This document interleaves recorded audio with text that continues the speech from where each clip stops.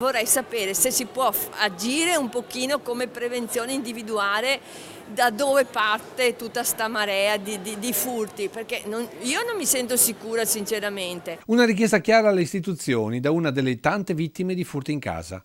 A lei è toccato l'altra sera, casa a soqquadro e alcuni oggetti ricordo in oro spariti. Ma individuare i responsabili non è l'unica richiesta. E poi vedere anche, non so, di presidiare un po' di più, non lo so, adesso vedremo, faremo anche una riunione di condominio, vedremo cosa si può fare perché siamo preoccupati, insomma. E soprattutto a questa preoccupazione che ha voluto rispondere oggi il prefetto. Sono state disposte intensificazioni di servizi anche con dei servizi mirati da parte delle forze dell'ordine, in particolare dei carabinieri.